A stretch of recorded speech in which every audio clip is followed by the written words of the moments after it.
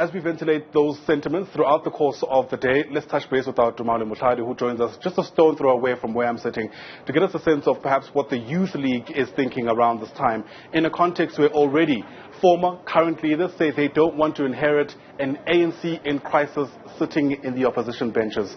Tommy, what else are they saying?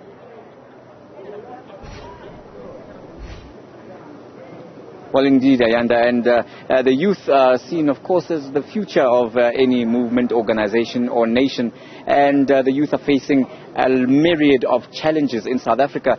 They are one of the hardest hit by all the issues in the country, including high unemployment, crime, as well as gender-based violence.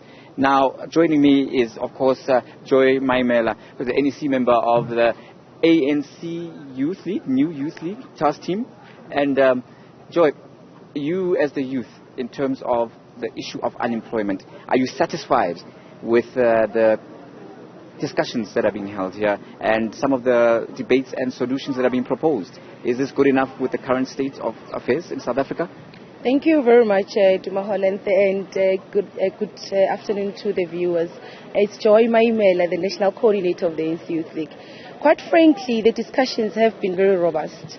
And we can say that what we have registered is that we are very much concerned.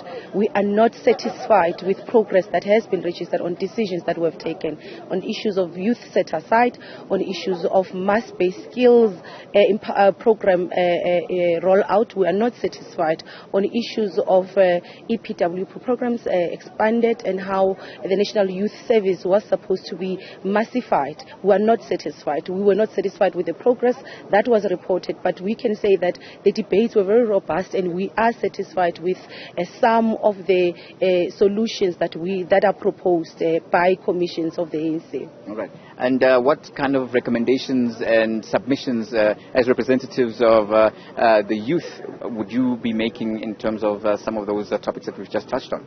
We have made recommendations on the development of an industrial strategy, a national industrial strategy. We're saying what is in place now does not adequately respond to economic growth and to also combat the issues of low economic growth in the country. And we're saying that a majority of the interventions that are proposed by what is currently available don't necessarily respond to the youth unemployment in the country. So we are proposing that there should be a development of a national industrial plan that focuses on manufacturing, that focuses on innovation, and also that focuses on localization, focusing on youth-owned businesses. Now, Joy, it's very interesting, bringing this into the spotlight, because the youth representativity has also been questioned when you look at structures of the government, which is tasked, of course, as driving that transformational and economic agenda. What is the Youth League's voice and opinion about this? Well, we've raised two key issues in this, and we're very clear about them. Firstly, it's our standing resolution on 40% youth representation in, firstly, all ANC structures in all sectors of society, be it in parliament, be it in the private sector, be it in boards. The boards in this country are very old and they are male. So we've said that we want 40% representation, and it should be law. It should be legislated. It should also be part of the ANC constitution that in all structures of the ANC, 40% should be young people. But we've also spoken about that the ANC should start a discussion that our deployees and our structures should start aligning to the retirement age. We're saying that there is no reason why we should be sending 65-year-olds or 68-year-olds to Parliament to represent us when we've got a pool and a cohort of youthful generation within the movement who've got capacity, who've got experience, who can adequately represent the organization. So that is one of the discussions that we will not back down on. We do believe that really 65-year-old should be a retirement age from active politics firstly, but also we shouldn't be deploying anyone to Parliament who is above 65. And in terms of the issue of cross-border crime, the issue of particularly human trafficking, which has affected a lot of people, particularly women, and the solutions there, what would you, as a youth movement of the ANC, be making in terms of representations? And are you satisfied with what's being done?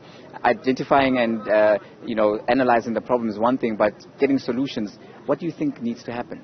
Firstly, we have in our statement as the Progressive Youth Alliance said that we need a peace and stability, comprehensive, integrative plan that is people-oriented, because there's many safety forums in communities that actually could assist the police, could assist law enforcement agencies that exist at the current moment. But we're also saying that we're supporting the efforts that are done by the minister in terms of the border control, but also saying that there should be more that is done in terms of legislation. We should really highlight and prioritize the issue of illegal immigrants in this country, because it's a crisis. It has reached a crisis level.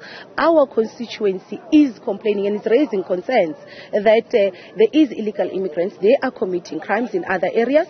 In other areas, they are really taking soft skill jobs that should be reserved for South Africans, because we should only be looking outside our borders if we're looking for strategic skills. But there is illegal immigrants or other foreign nationals that are not necessarily illegal that are performing or that are occupying the space that should be occupied by your majority of young people in the country. So we are saying that there should really be a prioritized attention given to the immigration bill, firstly, but also how do we strengthen control in our borders.